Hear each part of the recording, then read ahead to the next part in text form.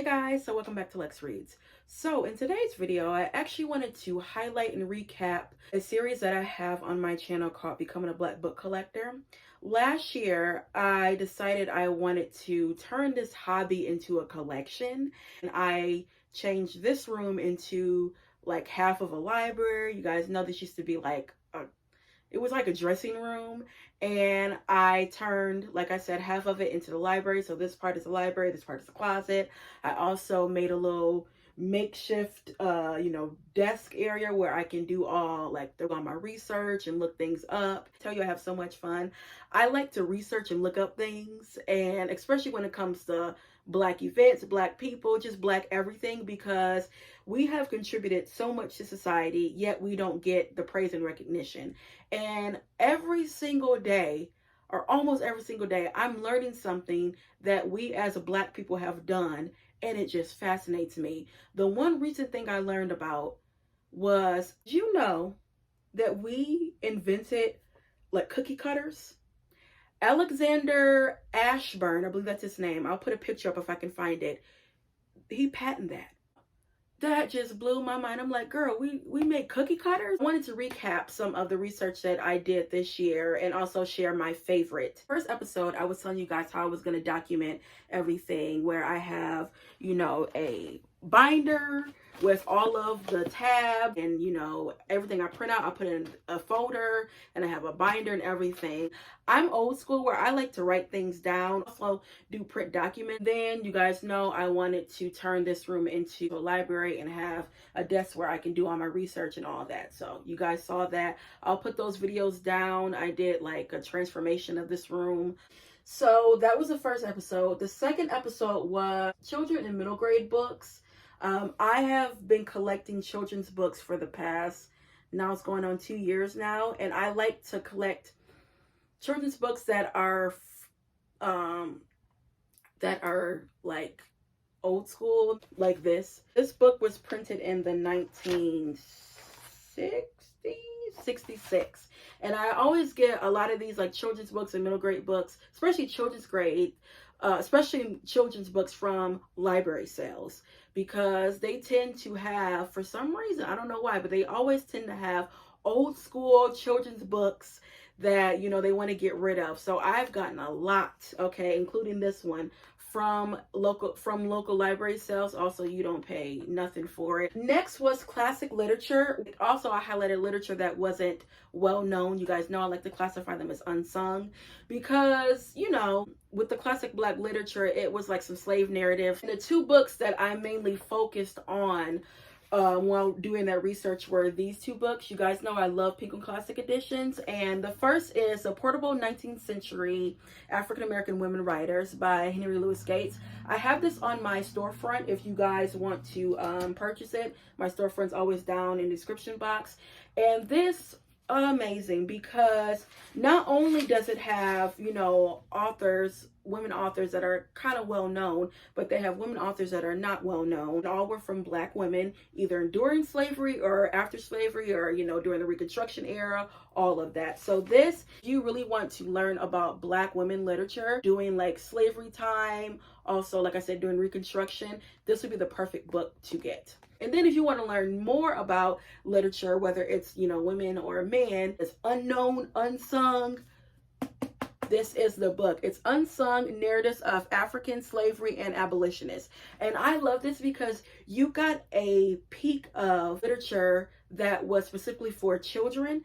I don't even know how to describe that feeling, where you actually could read literature in some, poems and children's novels that Black children actually read during that time.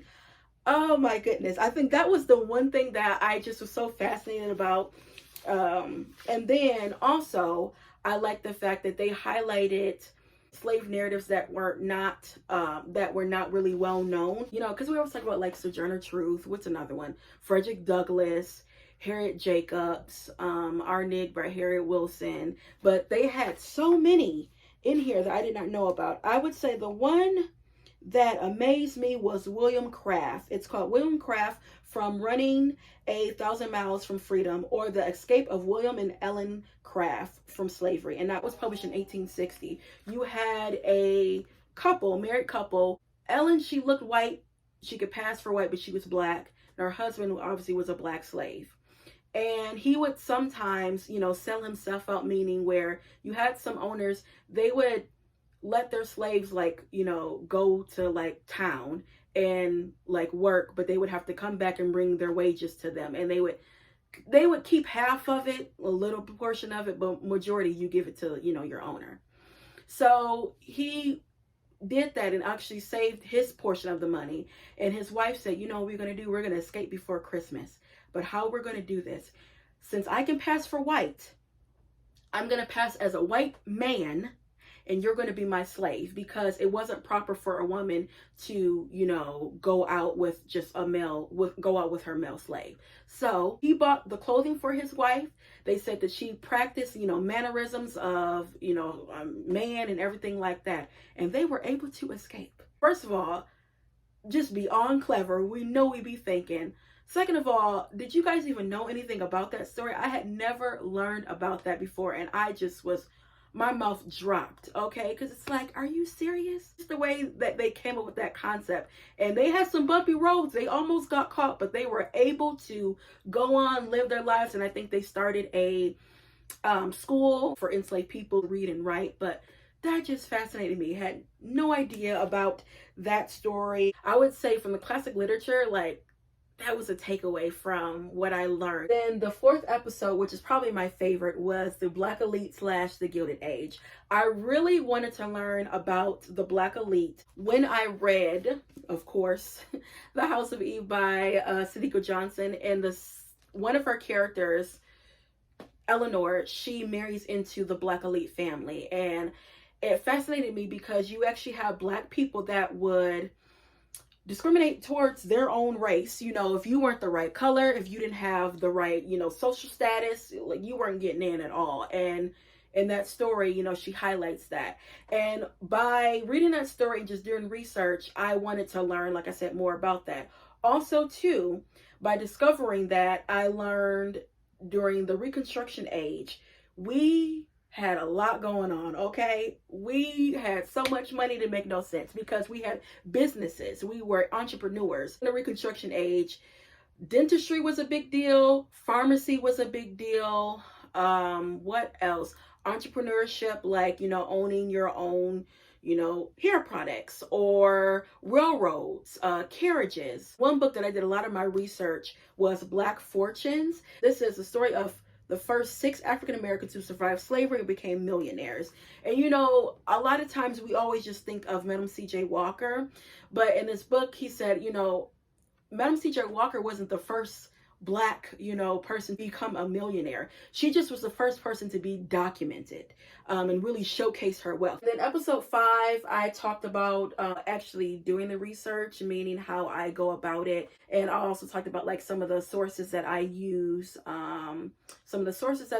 to get it, and how, I document the things and all that. Next is episode 6, which was Black cinema in early Hollywood. Now, this also was a favorite of mine because you guys know I love movies and films. Every month, I always highlight what movie or TV show that I watch because I'm always watching, something. And I would say back in my 20s, I became obsessed with old Hollywood movies, where only thing I was watching was old Hollywood movies. And I remember I started with Joan Crawford.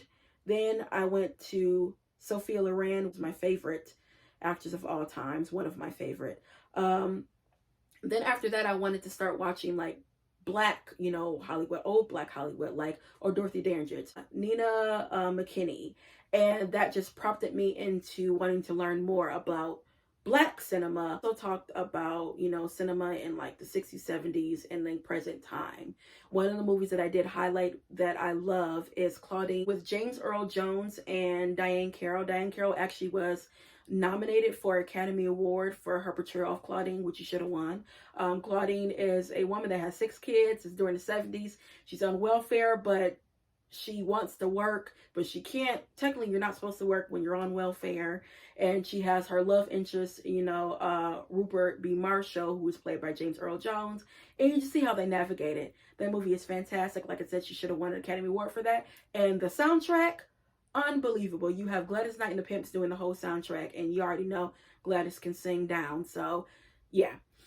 And then the last episode I talked about was the Black woman era, and I highlighted a woman named Haley Q. Brown. She was a author, she was a writer, she was an activist, and she published an anthology that highlighted Black women, during the, I want to say 1800s, late 1800s, 1900s, that either made a contribute to society or she just wanted to highlight, them. I didn't know anything about her, had never heard about her. Also, the, Black women's era, where you had a lot of Black women that during like the suffrage time, like Susan B. Anthony, y'all know they always give praise to Susan B. Anthony.